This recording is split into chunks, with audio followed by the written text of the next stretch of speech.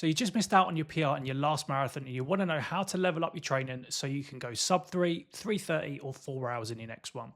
Or maybe it's your first time and you have no idea where to start when it comes to planning out your training.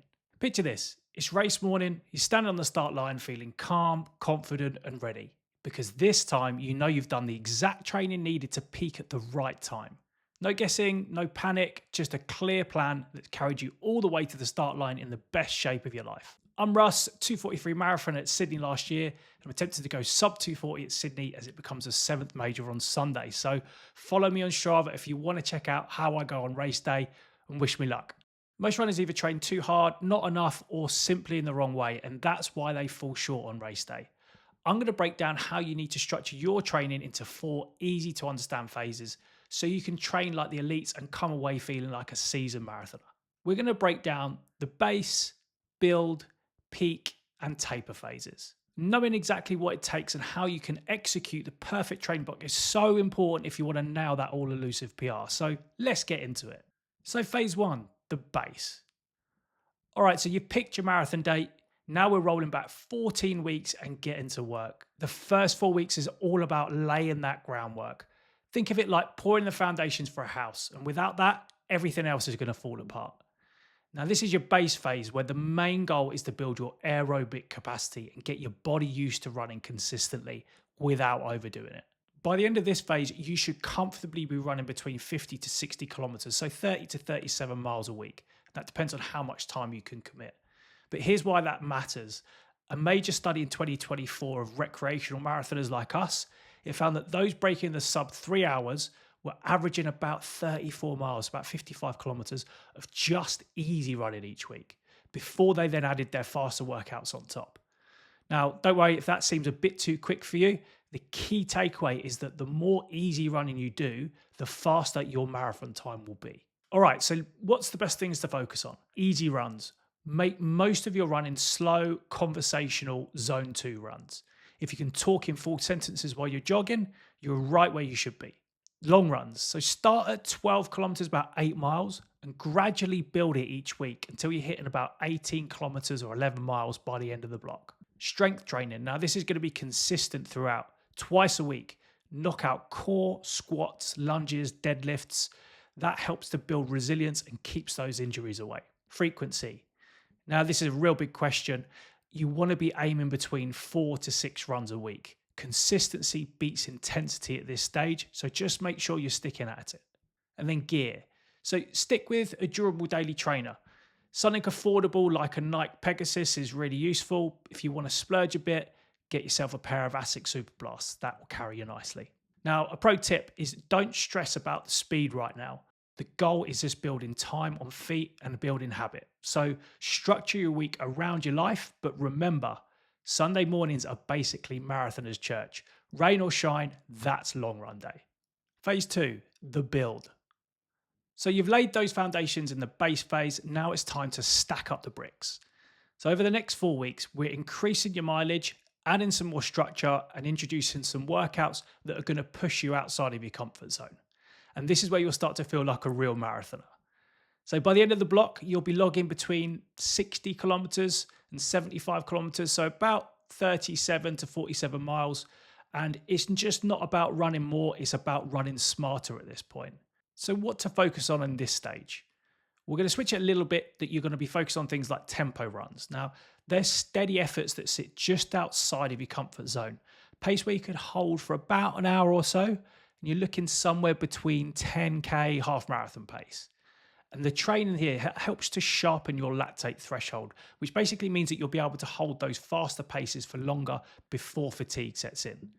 And then mentally, they also teach you how to stay composed when the effort gets tough. It's perfect marathon prep. And then we're going to introduce something else like interval sessions. So we're turning up the dial a bit here. Shorter, faster reps with recovery in between that will push your VO2 max. Your VO2 max is your body's ability to use that oxygen efficiently. These are your speed sessions, teaching you to run stronger under pressure. Think 6 by 800 meters or a kilometer or so with a 2-minute recovery. And each week you want to try to reduce that recovery or increase the reps slightly so that they build both power and endurance over time. Your long runs are always going to be important and the cornerstone of your marathon prep. So take your long run from about 18 kilometers, so 11 miles or so, up to about 25k, so 15 miles by the end of the phase.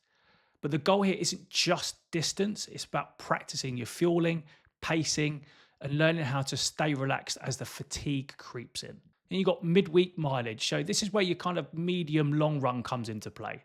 They're midweek efforts that help build that fatigue and force your body to adapt. That helps it get stronger and more resilient.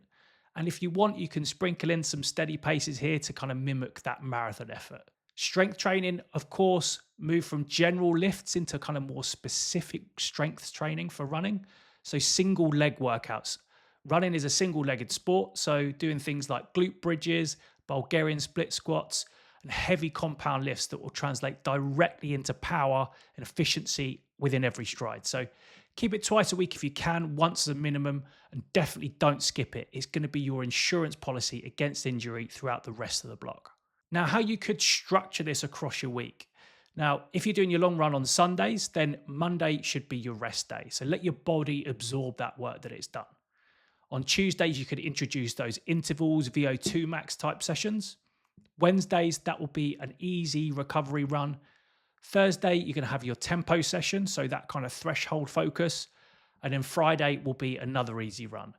Saturday, depending if you've got time, you can go for another easy run or take that as another rest day, gearing up for Sunday, which is going to be a long run that you're gradually extending throughout the course of the block. I want to introduce something here at the end of this phase before the start of the next phase called a down week. And it's kind of a bit of a secret weapon. It's where you're going to cut your mileage by about 25 to 30%, just to give your body a chance to adapt, recover, absorb all that training stress that you've been putting it under. And without that, you kind of risk hitting that wall kind of before race day, getting too fatigued and overtraining.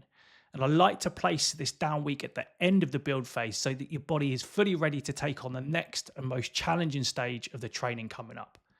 Think of it as you're kind of hitting the reset button so your body grows stronger rather than just getting more tired. And a pro tip is in this phase is where the magic happens. You're not just adding mileage, you're starting to teach your body to run harder, longer, faster, and smarter. So respect those recovery days and keep the key sessions really important. Come the end of the block, you'll be feeling a lot fitter, faster, and ready for the final push. Before we get into the sharp end of the training block, just a quick reminder to like and subscribe. You guys have been amazing in helping me get to 1,000 subscribers already from what started out as a bit of fun. So let's push for the next 1,000. Phase 3, the peak. Now, this is the make or break stretch of your marathon training, the point where you'll be running your biggest weeks, hardest workouts, and your longest long runs. And this is all about stimulating race day demand while building that confidence so that you can handle the full race distance. But it's also a phase where the risk of overdoing is the highest. So balance becomes everything. Over these 4 weeks, you're going to be building to about 75 to 90K, so 47 to 56 or so miles. With some experienced runners, you could even go beyond that. So you've got your easy tempo and interval runs all on lockdown. Now it's about making the long run the crown jewel of the training block. You want to build from 25 kilometers, about 15 miles, up to about 35K, so 22 miles. And that will be by about 3 weeks before race day. Now, these runs aren't just about the distance, they're really about rehearsing, practicing your fueling strategy, hydration, pacing, and even what kit you're going to wear. Now, it's a good time to start introducing race pace efforts as well. So start threading in goal marathon pace into these long runs. Good example is maybe introducing 2x4 kilometers after a warm up at marathon pace with a 1 kilometer float recovery, or finishing the last 8 to 10K of a long run at goal marathon pace. And what that helps to do, it helps to teach your body and your brain what marathon rhythm feels like, especially under that fatigue. And you want to get to the point that come the end of this peak phase, you're able to bang out a solid 15 kilometers or so, 9 to 10 miles at marathon pace and feeling really comfortable. These are going to be your highest mileage weeks. This is the highest volume that you'll run in the entire block. So thinking kind of 70 to 90 kilometers plus, so 45 to 56 odd miles, depending on your background and what you're aiming for. But the fatigue will feel real. This is the kind of fatigue that will help build that marathon strength and endurance. It's about managing it the best you can. Then you've got your strength maintenance. So scaling back to probably just once a week in the gym, focusing on things like mobility, stability, lighter work to kind of prevent that injury. Think of this as maintenance and not building. Fueling and recovery, at this point, the training is only half the battle. How you recover and refuel makes or breaks these fitness gains. So dial in that carb intake before your long runs, practice your race day fueling strategy with your gels, and take your recovery seriously. What I mean by that is proper sleep, post-run nutrition, even doing some cross training like swimming or cycling, really easy if your legs need a bit of a shakeout. Now, good gear tip, this is a good time to start breaking in those race day shoes. So use them occasionally for your tempo or interval sessions so your legs adjust. You don't want to burn through them too early, but also start introducing them maybe towards the back end in your long runs as well. Pro tip, this is the most demanding stretch of training you're ever probably going to face. So plan life around it as best you can. Protect your sleep, fuel properly, and minimize that outside noise and stress. By the end of the block, you're going to be really battle ready and fully equipped to taper into race day. Phase 4 and the final stage is the taper. The hay's in the barn, you've built the mileage, crushed those long runs, and you've pushed through the toughest sessions. Now it's time to back off. Recover, sharpen the blade so you hit the start line fresh and not fried. And this is where your body repairs and adapts and locks in all that hard work. What you want to be focusing on is cutting the mileage. So reduce your training volume to about 70% of your peak week in week 13 with a long run of about 20K, so 12 miles. And then in race week, week 14, drop again to about 30% of peak with a final easy long run of between 10 to 12K, so 6 or 7 miles earlier on in the week. And the goal is to arrive rested and not rusty. But you've got to stay sharp.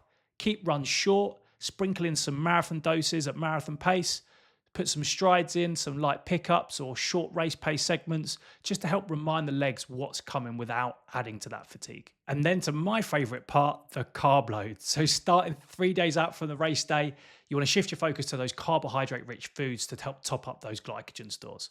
I'm thinking rice, pasta, oats, potatoes, bread, anything along those lines. And the goal is to top up your petrol tank, but don't start introducing anything new that you haven't eaten before.